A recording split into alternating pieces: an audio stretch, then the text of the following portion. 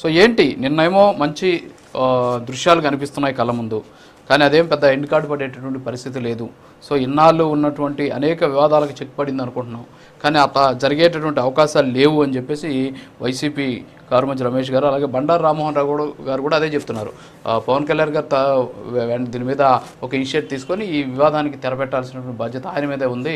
So ఆ పదవికి సంబంధించి అదే టీడీపీతో మాట్లాడితే బాగుంటుంది అనేటువంటి వర్షన్ కూడా వారు లేవనెత్తినటువంటి పరిస్థితి. ఏంటి అసలు నిన్న జరిగినటువంటి ఘటనని మనం వివాదానికి బ్రేక్ పడింది అనుకోవచ్చా, లేకపోతే ఇది కేవలం ఊరికే పైపైన జనాలు చూపించేటటువంటి ఒక ప్రయత్నం మాత్రమేనా? సార్ ప్యానెల్లో మీకు వీక్షకులు సార్, కూటమి మధ్య లొక్కలొక్కలు అని చెప్పేసి వైసీపీ పెద్ద పెద్ద హెడ్డింగ్లు పెట్టి నియోజకవర్గాల వారీగా హైలైట్ చేస్తున్న అంశాల్లో ఏదైతే ఉందో పూర్తిగా అవాస్తవం సార్. కొంతవరకు ఎక్కడైనా సరే ఈవెన్ సొంత పార్టీలో కూడా వైసీపీలో లేవక వర్గాలు, వైసీపీలో ప్రతి నియోజకవర్గంలో కూడా అందరూ కలిసికట్టుగా పనిచేశారా? మా ఒంగోలు నియోజకవర్గమే తీసుకుంటే అధికారంలో ఉన్నప్పుడు వైసీపీలో వైవి సుబ్బారెడ్డి వర్గం ఒకటి, బాలినేని శ్రీనివాసరెడ్డి గారి వర్గం ఒకటి ఉండేది ఇక్కడ క్లియర్ గా, ఇద్దరు వైసీపీ. అట్లా ఒకళ్ళు ఒక్కొక్క కార్యక్రమం అంటే ఇంకొకరు ఇంకొక కార్యక్రమం, వీళ్ళ మధ్య కొట్లాట్లయి కేసుల్లోకి వెళ్ళినటువంటి సందర్భాలను కూడా మేము గతంలో ఇక్కడ లోకల్ గా చూసాము. అట్లా ఇప్పుడు అక్కడ రెండు పార్టీలకు సంబంధించినటువంటి ఇద్దరు నాయకులు ఇంకొక మాట క్లియర్ గా అంటున్నారు, ప్రతిసారి త్యాగం చేశారని. ఆల్రెడీ అక్కడ ఏం సీటు డైరెక్ట్ గా ఫస్ట్ పవన్ కళ్యాణ్ గారికి ఆ టికెట్ ప్రకటించారు సార్. ముందేమి వర్మ గారికి ప్రకటించి దాన్ని మళ్ళీ వాపస్ తీసుకొని పవన్ కళ్యాణ్ గారికి ఏమి ఇవ్వలేదు.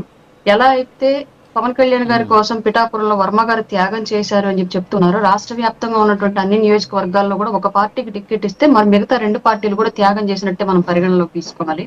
అలాగే ఇంకోటి, ప్రతి చోట చిన్న చితక సమస్యలు అనేవి 100% వస్తూ ఉంటాయి. ఎందుకంటే ఇక్కడ ఎప్పటి నుంచో ఉన్నటువంటి ఓట్ షేరు అండ్ సీనియారిటీ పరంగా ఉన్నటువంటి పార్టీ ఒకటి, రీసెంట్ గా గెలుపుకి కారణం అయ్యి యువ రక్తంతో ఈ ఇప్పుడిప్పుడే కొత్తగా రాజకీయాల్లోకి అడుగులు వేస్తూ కూటమి గెలుపులో ప్రధాన పాత్ర వహించినటువంటి పార్టీ ఒకటిగా భావిస్తూ ఎవరికి వాళ్ళమే సమన్వయం పాటించుకుంటూ వెళుతున్న తరుణంలో ఎక్కడైనా కింది స్థాయి కార్యకర్తల్లో ఇబ్బందులు అనేవి కలగడం అనేది సర్వసాధారణమైన విషయం. దాన్ని పర్టికులర్ గా భూతద్దంలో పెట్టి చూసి ఇదే ఇంక కూటమికి జస్టిఫికేషన్ ఫైనల్ ఇట్లాగే కొనసాగిద్ది ఇదే అని చెప్పి ఏదైతే ప్రొజెక్ట్ చేయాలనుకున్నా 100% తప్పు. ఇంకొక విషయము, వర్మ గారికి పదవి ఇవ్వాలి లేదంటే ఇక్కడ అవమానపరుస్తున్నారు అన్నట్లుగా మాట్లాడడం 100% జనసేనకు ఆపాదించి మాట్లాడడాన్ని నేను తీవ్రంగా ఖండిస్తున్నాను సార్. వర్మ గారు టీడీపీకి సంబంధించినటువంటి నాయకుడు, ఆయనకి ఏ పదవి ఇవ్వాలి అన్నా టీడీపీ అధిష్టానం తీసుకోవాల్సిన నిర్ణయం అది. అంత సీనియర్ నాయకులు చంద్రబాబు నాయుడు గారికి తెలియదా సార్ ఆయనకి ఏమి ఇవ్వాలి, అలా ఆయన ప్రయారిటీ ఏంటి వాళ్ళ పార్టీలో, అలాగే నియోజకవర్గంలో ఆయన యొక్క ప్రాబల్యం ఏంటి, ఆయనకి ఏది ఇస్తే సముచితంగా ఉండిద్ది, ఇస్తే ఏంటి ఇవ్వకపోతే ఏంటి అనేటువంటి బేరీజ్ వేసుకునేటువంటి పరిజ్ఞానం చంద్రబాబు నాయుడు గారికి లేదంటారా? ఆ విషయంలో పవన్ కళ్యాణ్ గారు వెళ్ళి మీరు వర్మ గారికి ఎమ్మెల్సీ ఇవ్వండి